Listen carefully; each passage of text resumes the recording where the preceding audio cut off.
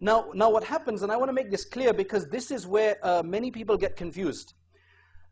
Some people will take this ibarah, will take this text, and then they'll say to you that why do you do ta'wil? Now number one, every common person on the street, the common Muslim today, doesn't go around doing ta'wil, right? Ta'wil means interpreting. So let me take a step back and explain this issue to you. Allah subhanahu wa ta'ala in the Quran, He's used a number of words. He said that the hand of Allah, right? For example, He says that Allah's hand is above theirs. In the hadith it says that Allah's hand is with a group. Yadullahi ma'al jama'ah. In another place it says that wherever you turn, you will face the countenance of Allah. You'll find the countenance of Allah, the wajh of Allah. So you got a number of these things. Now what happened is that you had some literalists, right? Some mujassima, right? Anthropomorphists you call them. What they did was they took this and they said, well look, you know Allah is got a form like a human form, right? Because He says it. I mean, la hawla wa la quwwata illa billah. They missed the main ayah. The main ayah is laysa kamithlihi shay, which governs all of this, which is that there is nothing like unto Allah. So if Allah is saying something in the Quran which gives you an impression in our mind, because shaitan's always there to try to misguide us, that gives you an impression that there's something else like Allah, that Allah has a hand like the hand of the people, la hawla wa la quwwata illa billah, then you must remember that that's not the case, because you must have absolute tanzih and transcendence. You must think Allah above all of these things. So you've got these terms. So you had this extreme group who said that. You had another group, right, who initially they were complete mujassima. But after Shaykhul Islam ibn Taymiyyah rahimahullah, and I'm going to give him that because he was a great imam when it came to fiqh and things. When it comes to aqeedah, many people had many problems with him, and people went as far as doing takfir. I mean, we're not going to go that far, right? But in terms of fiqh, he was a master. I mean, in terms of aqeedah, there were a number of things that many of the great ulama said that he stumbled on.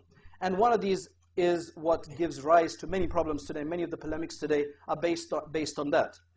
Now, after his time, you had less overt mujassima. It was like taken underground. A study will show that afterwards it became more hashawiyya, or crypto-anthropomorphists, hidden anthropomorphists. And that is basically people who will insist. Now listen to this very carefully. Let me explain the method of the salaf, the true first generations. The Sahaba and the Tabi'een after them, the great Imams, the way they dealt with words like this, terms like this that were mentioned in the Quran, they would say, we leave it to Allah. We believe in it the way Allah subhanahu wa ta'ala has intended it, but we leave it to Allah. We're not going to go in there and make ta'wil and interpret it and all the rest of it, right? We're not going to do that. Now, today you have people who say that the method of the Salaf was not that.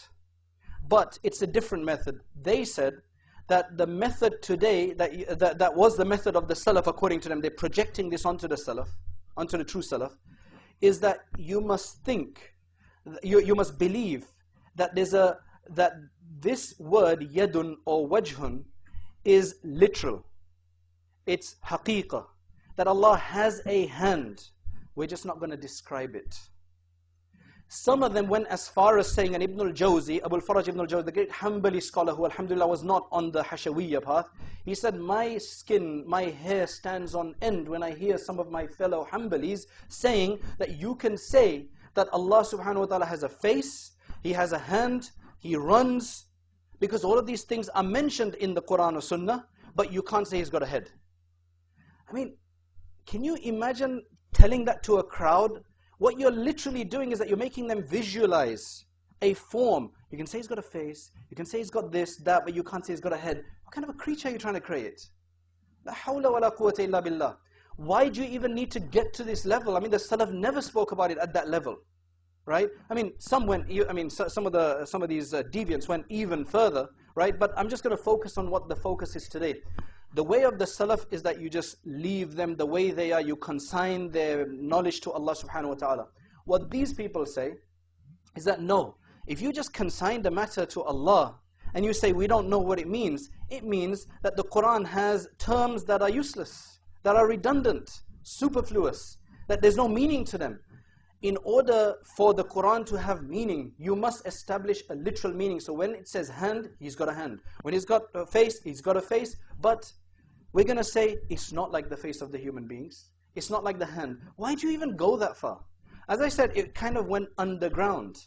Instead of being clearly, Allah's got a hand, He's got a face, He's like a human form, they went underground to say, they take you right there and then they stop. It's very difficult, believe me, because the shaitan is always there. When you try to kind of envisage that He's got a hand, but it's not like the human being hand, it's just a place not to go. Now the later scholars of the Ahlus Sunnah wal Jama'ah, the Ash'aris and the Maturidis, I'll go into that a bit very, very soon. But what they said, what happened is that because of the fitna created by these mujassima, those who gave Allah a form, people began to question. You see, once you create a suspicion in the minds of people, curiosity in the minds of people, then shaitan takes over, right?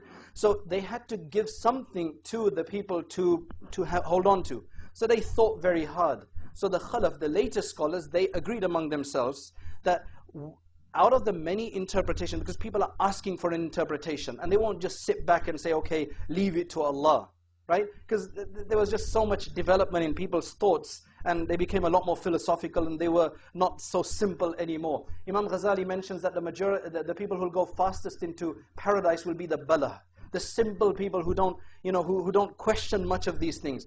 I've had people who come and they want to convert to Islam. You sit them down and you ask them, like, ask your questions. Some people, they've got numerous questions. There was one brother, he came to every single one of our bayans in the masjid, every single program. He was more regular to the programs in the masjid than any of the other Muslims in the area. And it was only after 7 months that he knocked on my door after Asr one day and he goes, I'm ready now. Right? But then there's other people I've had, I'm like asking, do you have any questions? Because it's not a good idea to just throw everybody into Islam and they don't know what they're doing and then they go back out, because that's worse. Right? You don't want that. You want them to have an educated entry into Islam. But there's some very simple people who don't care about this kind of sophisticated ideologies and so on. They've got, their hearts are clean, their hearts are clear, they're pure, they're sound, qalbun salim. They just enter into the faith. Right? So that's what Imam Ghazali mentions. But what you had Islam spread through Persia. Right? You had a lot of philosophy, Greek philosophy, peripatetic philosophers coming in, Neoplatonic ideologies and so on and so forth coming in. People had questions. So the ulama said, we can't just tell them to leave it now. So what they decided, some of these great scholars of the Asharis and the Maturidis, what they decided is that we will try to give an interpretation. And some of this they actually related from Ibn Abbas radiyallahu an. يَوْمَ يُكْشَفُ عَنْ سَاقٍ وَيُدْعَوْنَ إِلَى السُّجُودِ فَلَا يَسْتَطِيعُونَ Surah Noon, Allah subhanahu wa ta'ala, Surah Al-Qalam, Allah subhanahu wa ta'ala mentions that in the Quran. Ibn Abbas radiyallahu anhu does interpretation there. He explains what, he gives an interpretations for the word saq, which literally means shin. Right? So they weren't completely doing something new. They weren't innovating something completely new. They made it very clear that to follow the method of the salaf, which was that just leave it to Allah, that is the safest course. That is the safest course. But in light of today's fitna, in the curiosity that people have, and in the deviancy, in the direction of deviancy they're going, we are allowing some amount of ta'wil that's appropriate, rather than some kind of strange redundant ta'wil that makes Allah subhanahu wa ta'ala a creature that, la hawla wa la quwwata illa billah, that anybody could kind of fabricate in their minds.